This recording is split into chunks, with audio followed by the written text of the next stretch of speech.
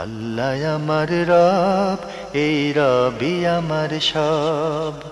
দামে দামে তন মনে তারি অনুভব। তোমার দুনিয়াতে আমি যেদিকে তাকাই, অথই নিয়ামতে ডুবে আছি সবাই। পাক পাখালির গানে শুনি তসবিহ কলরব, তসবিহ কলরব। আল্লাহ আমার রব, এই রবি আমার সব। আসসালামু আলাইকুম, আলহামদুলিল্লাহ, আসসালাতু ওয়াসসালাম আলা রাসূলিল্লাহ। প্রিয় দর্শক, আপনারা যারা দেশে আছেন প্রবাসে, সবাইকে জানাই অনেক অনেক প্রীতি ও শুভেচ্ছা। শুরু হলো অ্যান্টিবাই আয়োজিত এবং লাভ হলো নিবেদিত অনুষ্ঠান আপনার জিজ্ঞাসা। আপনাদের সাথে আছে আমি জয়নুল আবেদিন আজাদ, আর আপনাদের মনোজাগা প্রশ্নের জিজ্ঞাসার জবাব দিচ্ছেন বিশিষ্ট আলেম ডক্টর মোহাম্মদ সাইফুল্লাহ। আসসালামু আলাইকুম ওয়া রাহমাতুল্লাহি ওয়া বারাকাতুহু।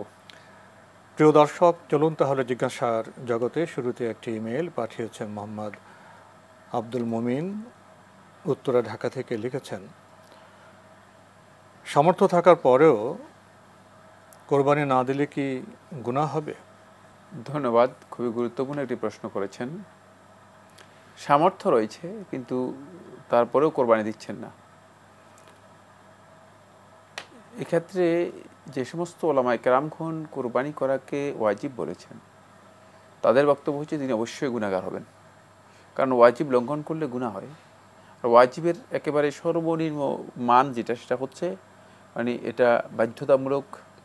মানে কোনো কারণে যদি কেউ ছেড়ে দেয় তাহলে ইউ আকাবু আলাইহি, এর উপর তাকে শাস্তি দেওয়া হবে অথবা তিনি গুনাহগার হবেন।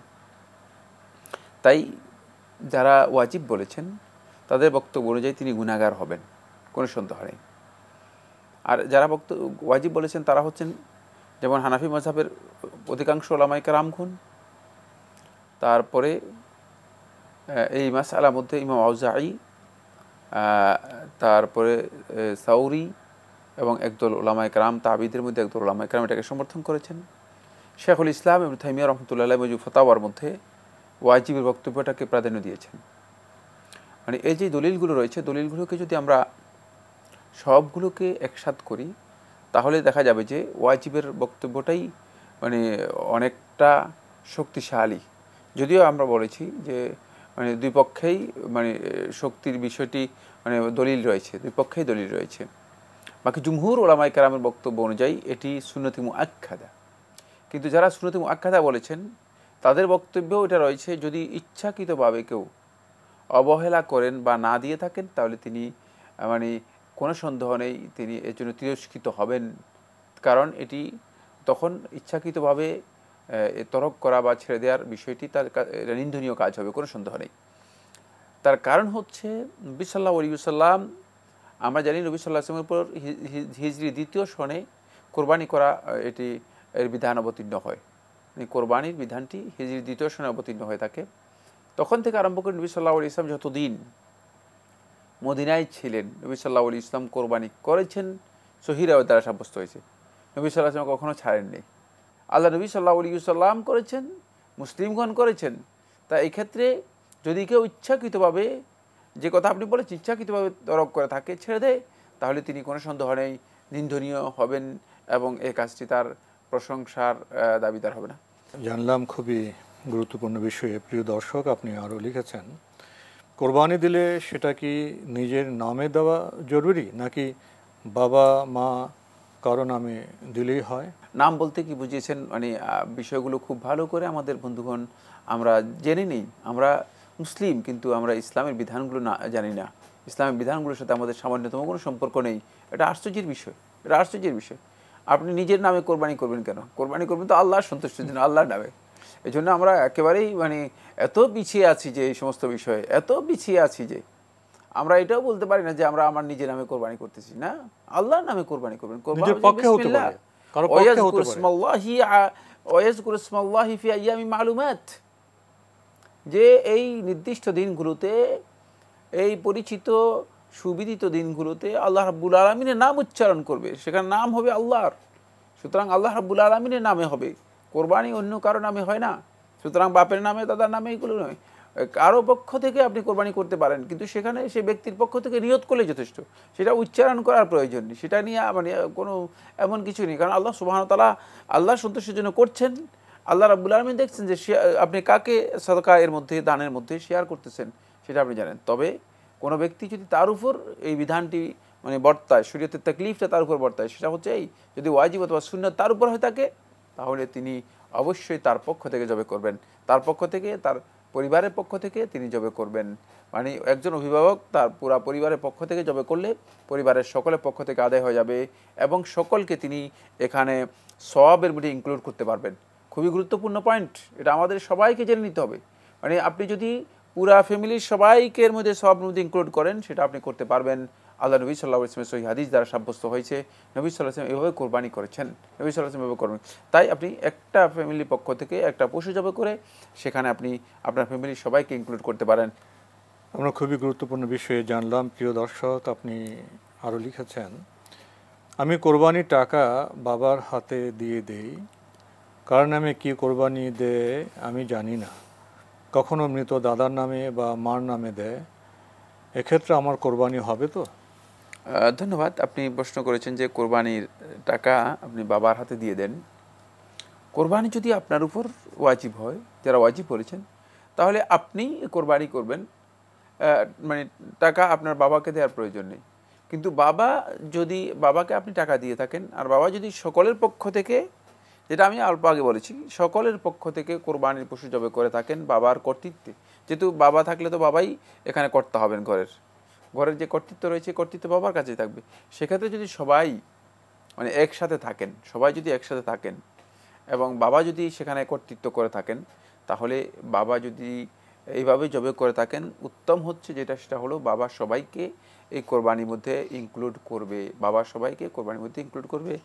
কোরবানির মধ্যে ইনক্লুড করার অর্থ কী, সেটা আগেও বলেছি, আবারও বলছি, সেটা হলো কোরবানির সওয়াবের মধ্যে সবাইকে শেয়ার করবে, যে সকলের পক্ষ থেকে মানে এই কোরবানি, এবং আল্লাহ রাব্বুল আলামিন যেন সকলের পক্ষ থেকে এটাকে কবুল করেন এবং সবাইকে এর সওয়াব দিয়ে থাকেন।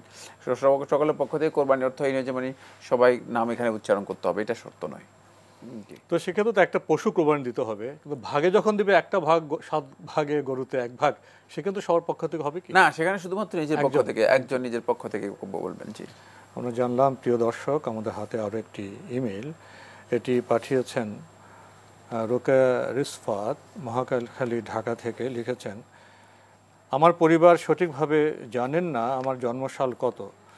পরিবারের কয়েকজন সদস্যরা ভিন্ন ভিন্ন সাল বলে, যেমন কেউ বলেন 1993, কেউ বলেন 1994, আবার কেউ বলেন 1995। আমি যখন এসএসসি পরীক্ষা দিই, তখন আমার এসএসসির কাগজে 1997 সাল দেওয়া হয়। আমি অনার্সে পড়ছি, সাথে সাথে সরকারি চাকরির জন্য প্রস্তুতি নিচ্ছি। আমার মাঝে মাঝে মনে হয়, আমার জন্য সরকারি চাকরি করা কি জায়েজ হবে? কারণ আমার জন্মসালই তো ঠিক না। আমার মনে হয় আমি কি অন্যের হক নষ্ট করব যদি আমার চাকরি হয়? আমি জানি না, আমার মনের প্রশ্ন আপনাদেরকে বোঝাতে পারলাম কি না। আশা করব আমার মনের সন্দেহ দূর করতে আমাকে সাহায্য করবেন। প্রথম কথা হচ্ছে যে আপনার জন্মস্থান আসন নিয়ে যেহেতু বিতর্ক রয়েছে, আপনি জানেন না, সেক্ষেত্রে আপনার কাছে এভিডেন্স হয়েছে একটাই, সেটা হলো আপনার যেই সনদ রয়েছে, সেই সনদ 1997 সাল, এবং সেই সনদেই আপনাকে মানে প্রমাণ করে যে আপনি এর মানে এই সালের পরে জন্মগ্রহণ করেননি, এটা নিশ্চিত। মানে সুতরাং আপনি এই নিশ্চয়তা পাওয়ার কারণে আপনার এর উপর নির্ভর করা জায়েজ, যেহেতু এখানে একটা ভিত্তি রয়েছে।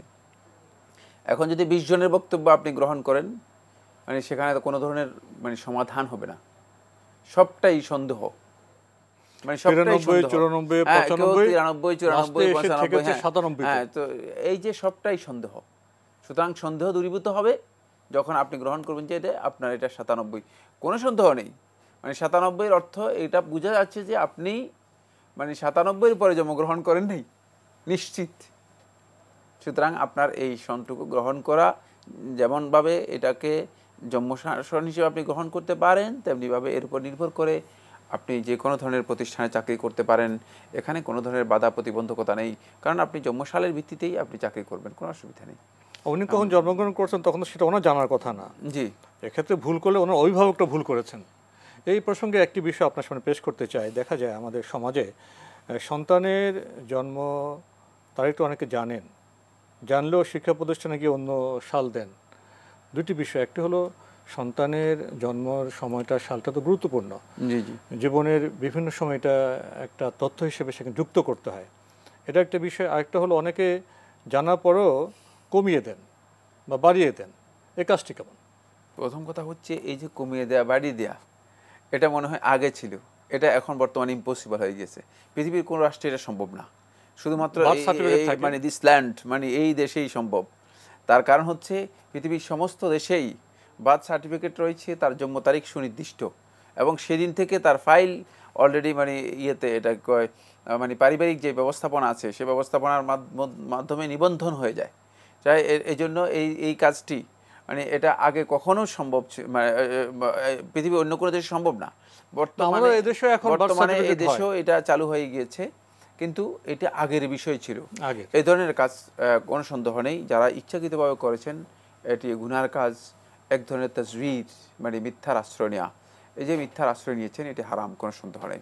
বাকি যদি কেউ করে থাকেন তিনি আল্লাহ রাব্বুল আলামিনের কাছে তওবা করবেন, তবে এক্ষেত্রে তার সার্টিফিকেট বাতিল হয়ে যাবে, অথবা তার মানে এর কারণে মানে চাকরি করা হারাম হয়ে যাবে, এই ধরনের বক্তব্যগুলো শুদ্ধ নয়। আমাদের হাতে একটি চিঠি, এটি পাঠিয়েছেন খায়রুল। লিখেছেন, দুনিয়ার মানুষ আমাকে সন্তুষ্ট করতে চায় আর আমিও সন্তুষ্ট হতে চাই, কিন্তু সন্তুষ্ট রেখেছি আমার নফসের বিরুদ্ধে চলার মাধ্যমে। আমি নফসের বিরুদ্ধে চলার মাধ্যমে, আর মানুষ আমার সন্তুষ্টি তালাশ করে নফসের গোলামি করার মাধ্যমে। আরও লিখেছেন, মানুষ শান্তি চায় আর আমিও শান্তি দিতে চাই, কিন্তু শান্তি রেখেছে আমি জান্নাতের মধ্যে, আর মানুষ শান্তি তালাশ করে দুনিয়ার মধ্যে। আরও লিখেছেন, মানুষ জ্ঞানী হতে চায় আর আমিও জ্ঞানী বানাতে চাই, কিন্তু জ্ঞানকে আমি রেখেছি ক্ষুধার কষ্টে আর সফরের কষ্টের মধ্যে, আর মানুষ জ্ঞান তালাশ করে আরাম আর বিলাসিতার মধ্যে। আরও লিখেছেন, মানুষ সম্মানিত হতে চায় আর আমিও মানুষকে সম্মানিত করতে চাই, কিন্তু সম্মানকে আমি রেখেছি তাকওয়ার মধ্যে, আর মানুষ সম্মান তালাশ করে বড় লোকদের সাথে সম্পর্ক রাখার মধ্যে। আরও লিখেছেন, মানুষ ধনী হতে চায় আর আমিও মানুষকে ধনী বানাতে চাই, কিন্তু ধনাঢ্যতা রেখেছে আমি অল্প তুষ্টির মধ্যে, আর মানুষ ধনাঢ্যতা তালাশ করে মাল সম্পদের আধিক্যতার মধ্যে। আপনি আরও লিখেছেন, মানুষ তাদের দোয়া কবুল করাতে চায় আর আমিও তাদের দোয়া কবুল করতে চাই, কিন্তু দোয়া কবুলিয়াতকে আমি রেখেছি হালাল খাদ্যের মধ্যে, আর মানুষ দোয়া কবুল করাতে চায় হারাম খাদ্য খেয়ে। এই বক্তব্যগুলির তাৎপর্য কী? প্রথম কথা হচ্ছে তিনি যে এখানে এই বক্তব্যগুলো কার উল্লেখ করেছেন, উনি এখানে কোনো তথ্যসূত্র দেননি, কিন্তু বোঝাতে চাচ্ছেন যে আল্লাহর বক্তব্য, মানুষ এটা চায় আল্লাহ এখানে রেখেছেন, এটা মানুষ এটা চায় আল্লাহ রেখেছেন। এই ধরনের কোনো হাদিসে কুদসি আল্লাহর বক্তব্য হলে সেটা কোরআন থেকে সাব্যস্ত হতে হবে অথবা হাদিসে কুদসি থেকে সাব্যস্ত হতে হবে। খুব গুরুত্বপূর্ণ বিষয়। আমরা অনেকে আছি আসলে আমরা নিজেদের প্রবৃত্তির তাড়নার কারণে অথবা প্রবৃত্তি অনুসরণের কারণে মানে নিজেদের মন মতো কথাকে আল্লাহর নামে চালিয়ে দেওয়ার চেষ্টা করি। নাউজুবিল্লাহ বিন যালিক। ভয় করতে হবে। এই ভাইকে আমি অনুরোধ করব, মানে তথ্য উল্লেখ করা উচিত ছিল যে আপনি কোত্থেকে এই বক্তব্য নিয়েছেন। প্রথম কথা হচ্ছে এটি কোরআনের কোথাও নেই। দ্বিতীয় হচ্ছে এই ধরনের কোনো হাদিসে কুদসি দেননি। সুতরাং এই বক্তব্যগুলোর মূল তথ্য আমাদেরকে স্পষ্ট করতে হবে। এখন একটি একটি করে আমাকে একটু বলতে হবে। প্রথম যে পয়েন্টটি সেটা বলেছেন, দুনিয়ার মানুষ আমাকে সন্তুষ্ট করতে চায় আর আমিও সন্তুষ্ট হতে চাই, কিন্তু সন্তুষ্টি রেখেছে আমি নফসের বিরুদ্ধে চলার মাধ্যমে, আর মানুষ আমার সন্তুষ্টি তালাশ করে নফসের গোলামি করার মাধ্যমে। মানে আল্লাহ রাব্বুল আলামিনের সন্তুষ্টির বিষয়টি আপনি যেটি বলেছেন এই কথা শুদ্ধ। আল্লাহ সুবহানাহু ওয়া তাআলা সন্তুষ্টির বিষয়টি আল্লাহ রাব্বুল আলামিন মানে নফসকে মানে নফসের অনুসরণ থেকে নিজেকে দূরে রাখার মাধ্যমেই আল্লাহ তাআলা সন্তুষ্টি আমরা অর্জন করতে পারবো। সন্তুষ্টির একটি পথ। একথার অর্থ এই নয় যে শুধুমাত্র এই পথেই আল্লাহ সন্তুষ্টি অর্জন করবে। তবে এটা সত্য যে কেউ যদি আল্লাহ সুবহানাহু ওয়া তাআলা সন্তুষ্টি অর্জন করতে চায় অবশ্যই সে প্রবৃত্তি যে কামনা বাসনা রয়েছে সেগুলো থেকে নিজেকে মুক্ত করতে হবে। প্রবৃত্তির কামনা বাসনার পিছনে যদি তিনি নিজেকে লেলিয়ে দেন অথবা এর পিছনে দৌড়াদৌড়ি করেন তাহলে তিনি আল্লাহ রাব্বুল আলামিনের সন্তুষ্টি অর্জন করতে পারবেন না। মানুষ শান্তি চায় আর আমিও শান্তি দিতে চাই, কিন্তু শান্তি রেখেছি আমি জান্নাতের মধ্যে, আর মানুষ শান্তি তালাশ করে দুনিয়ার মধ্যে। মানুষ শান্তি বলতে মানুষ সুখ স্বাচ্ছন্দ্য এগুলো দুনিয়াতেই তালাশ করে, ঠিক আছে। বাকি আল্লাহ সুবহানাহু ওয়া তাআলা মানে যে শান্তি রেখেছেন সে শান্তি জান্নাতের শান্তি অনাবিল শান্তি, কোনো সন্দেহ নেই। জান্নাতের শান্তির সাথে দুনিয়ার কোনো তুলনা হবে না। বাকি জান্নাত মানে তো শান্তি, হ্যাঁ, বাকি জান্নাত হচ্ছে শান্তি, পরিপূর্ণ শান্তি। তো কিন্তু দুনিয়ার যে শান্তি রয়েছে সেটাও মানুষের কাম্য, মানুষ চায় সেটাও। দুনিয়ার শান্তি যা নিরাপত্তা যেটা, সেটা খুবই কাম্য একটি বিষয়। ফলে দুনিয়ার নিরাপত্তার বিষয়টি মানে এখানে ইগনোর করা হয়েছে। মানে এই বক্তব্যটি আসলে মানে বক্তব্য যুক্তিগত দিক থেকে শুদ্ধ। আমার মনে হয় যে উনি তো কোনো রেফারেন্স দেননি, আমরা আলোচনার দরকার নেই মনে করি। ঠিক আছে, ঠিক আছে। হয়তো এখানে কিছু কিছু কথা ঠিক আছে সাধারণ বক্তব্য হিসেবে, যেহেতু রেফারেন্স দেননি তাহলে আমরা সেখানে কিভাবে আলোচনা যাব। আমাদের হাতে একগুচ্ছ প্রশ্ন, যিনি পাঠিয়েছেন নাম প্রকাশে অনিচ্ছুক, লিখেছেন, আমার খালা একটি বিষয়ে জানতে চেয়েছেন। খালু অন্যত্র চাকুরি করেন, সাংসারিক খাওয়া বা বাজার বাবদ কিছু টাকা খালু খালাকে দেন, আর খালু ওই টাকার কোনো হিসেব নেন না, অর্থাৎ প্রদত্ত টাকা খরচ করার ব্যাপারে খালার স্বাধীনতা আছে। তবে খালু টাকাটা বাজার কিংবা খাওয়া খরচের উদ্দেশ্যেই দিয়ে থাকেন।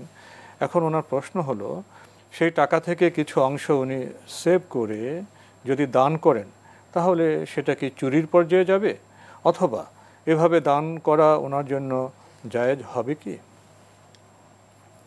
ধন্যবাদ, খুবই গুরুত্বপূর্ণ প্রশ্ন করেছেন। সেটা হচ্ছে যে খালু কিছু খরচের জন্য টাকা দিয়ে থাকেন, আর সে টাকা থেকে সেভ করে যদি তিনি নিজের পক্ষ থেকে কিছু দান করেন, এটিকে জায়েজ আছে কিনা? অবশ্যই জায়েজ রয়েছে, যেহেতু তাকে খরচ করার জন্য দেওয়া হয়েছে, স্বাধীনতা দেওয়া হয়েছে, এবং এই টাকা মানে পরিপূর্ণরূপে তাকে স্বাধীনভাবে খরচ করতে মানে অনুমতি দেওয়া আছে। যে অনুমতির অর্থই হচ্ছে তিনি এটি খরচ করতে পারবেন। আর খরচ এর মধ্যে একটি অংশ হচ্ছে সদকা। তিনি সদকা ইচ্ছা করলে করতে পারেন। সেক্ষেত্রে তিনি এই সদকা করলে যিনি সাহেবুল মাল, মানে যিনি সম্পদের মালিক, মানে অবশ্যই তার স্বামীও এর জন্য সওয়াব পাবেন, আর তিনি সদকা করার কারণে তিনিও সওয়াব পেয়ে যাবেন। সুতরাং এটি নাজায়েজ নয়, নিষিদ্ধ নয়। আর এখানে চুরির মাসালা আসবেই না। চুরির মাসালা, চুরি কাকে বলা হয়? চুরির সংজ্ঞা, উদ্দেশ্য থাকবে না, চুরির একটা সংজ্ঞা রয়েছে ইসলামী শরীয়তের মধ্যে, সেই সংজ্ঞার মধ্যে এটি পড়ে না।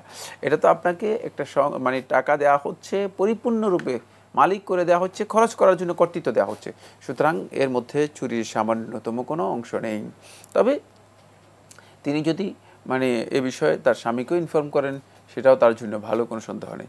আমরা জানলাম। প্রিয় দর্শক, আপনি আরও লিখেছেন, রাসূল সাল্লাল্লাহু আলাইহি ওয়াসাল্লামের মৃত্যুর পর আলী রাদিয়াল্লাহু তাআলা আনহু কি 6 মাস প্রথম খলিফা আবু বকর রাদিয়াল্লাহু আনহু এর সাথে কথা বলেননি? এ কথা কি সত্য? যদি সত্য হয় তবে কি উনি 6 মাস মসজিদে নববীতে জামাতে সালাত আদায় করেননি? ধন্যবাদ, খুবই গুরুত্বপূর্ণ প্রশ্ন করেছেন। না, এই বক্তব্য সত্য নয়। এটি শিয়াদের মানে একটা বর্ণনা বা অপপ্রচার। আলী ইবনে আবি তালিব রাদিয়াল্লাহু তাআলা আনহু মানে প্রথম দিনেই আবু বকর রাদিয়াল্লাহু তাআলার হাতে বাইআত করেছেন, এই মর্মে মৌসুখ বিহি, নির্ভরযোগ্য দলিল সাব্যস্ত হয়েছে, নির্ভরযোগ্য দলিল সাব্যস্ত হয়েছে। বাকি আলী ইবনে আবি তালিব রাদিয়াল্লাহু তাআলা আনহু দূরে থাকতেন, তিনি সুনহে থাকতেন, মানে মসজিদে নববী থেকে দূরে থাকতেন। মানে এই ক্ষেত্রে আলী ইবনে আবি তালিব রাদিয়াল্লাহু তাআলা আনহু আল্লাহ রাসূল সাল্লাল্লাহু আলাইহি ওয়াসাল্লাম ইন্তেকালের পরে একটি সময় আলী রাদিয়াল্লাহু তাআলা আনহু তিনি একটা মানে লম্বা টাইম, সেটাকে কেউ কেউ মানে 6 মাসের কথা উল্লেখ করেছেন, কোনো কোনো বর্ণনার মধ্যে এসেছে, তিনি কোরআনে কারীম হেফজ করার জন্য আত্মনিয়োগ করেছিলেন, কোরআনে কারীম হেফজ করার জন্য। ফলে তিনি মানে ব্যাপকভাবে মানে আগে যেভাবে, যেহেতু আল্লাহ রাসূল সাল্লাল্লাহু আলাইহি ওয়াসাল্লাম ইন্তেকালের পরে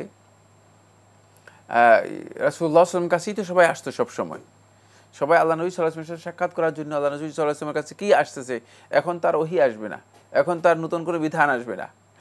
সুতরাং এই জন্যই মানে আসার প্রয়োজন হয়নি, এজন্য আসার প্রয়োজন হয়নি। তিনি দূরে থাকতেন মর্মে মসজিদে নববীতে হয়তো মসজিদের কাছে তিনি আসে সালাত আদায় করেননি, এই ধরনের বক্তব্য কেউ কেউ উল্লেখ করেছেন, কেউ কেউ তাদের ইতিহাসের মধ্যে উল্লেখ করেছেন।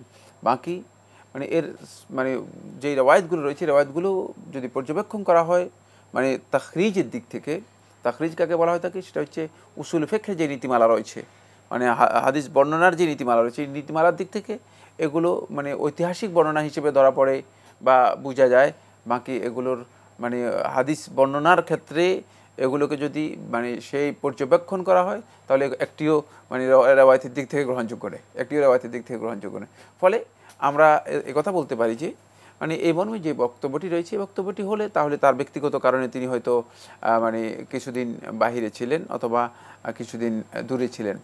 বাকি পরবর্তী সময়ে আলী ইবনে আবি তালেব রাদিয়াল্লাহু তাআলা আনহু, আবু বকর রাদিয়াল্লাহু তাআলা আনহুর মানে কাছে আসতেন। আবু বকর রাদিয়াল্লাহু তাআলার সাথে তার সম্পর্ক ছিল, ওমর ইবনে খাত্তাব রাদিয়াল্লাহু তাআলার সাথে তার সম্পর্ক ছিল। ওমর ইবনে খাত্তাব রাদিয়াল্লাহু তাআলার সময় তিনি কাযায়ের দায়িত্ব পালন করেছেন, কাযা মানে বিচারের দায়িত্ব পালন করেছেন। সুতরাং মানে যদি যে সমস্ত রেওয়ায়েতগুলো মানে শিয়া সম্প্রদায় বিভিন্ন ধরনের উদ্দেশ্যমূলকভাবে বর্ণনা করেছে তার মধ্যে এই ধরনের একটি রেওয়ায়েত রয়েছে, সেটা হচ্ছে এই যে আলী রাদিয়াল্লাহু তাআলা আনহু আবু বকর রাদিয়াল্লাহু তাআলার হাতে বায়াত গ্রহণ করেননি, 6 মাস পর্যন্ত আলী রাদিয়াল্লাহু তাআলা আনহু মানে আবু বকর রাদিয়াল্লাহু তাআলার সাথে সাক্ষাৎই করেননি, মসজিদে নববীতেই আসেননি। মানে এই বক্তব্যটুকু হুবহু এই টেক্সটে আসলে ঐতিহাসিকভাবে প্রমাণিত সত্য নয়। আমরা দেখছিলাম এনটিভি আয়োজিত এবং লাভ হলো নিবেদিত অনুষ্ঠান। আপনার জিজ্ঞাসা, আমাদের অনুষ্ঠান আপনারা এনটিভি অনলাইনেও দেখতে পারবেন, ভিজিট করুন www.ntvbd.com। এছাড়া ইউটিউবে এবং আমাদের ভেরিফাইড ফেসবুক পেজে অনুষ্ঠান দেখতে পারবেন। প্রিয় দর্শক, আমরা জানলাম সব তথ্যই সঠিক নয়, তথ্যে বিভ্রাট থাকে, বিভ্রান্তি থাকে। আমাদের সতর্কভাবে তথ্য পরিবেশন করতে হবে এবং গ্রহণ করতে হবে। চিঠি লিখুন, প্রশ্ন পাঠান আমাদের ঠিকানায়। পরিচালক আপনার জিজ্ঞাসা, এনটিভি, বিএসসি ভবন, 7ম তলা, 102 কাজী নজরুল ইসলাম এভিনিউ, কারওয়ান বাজার, ঢাকা 1215।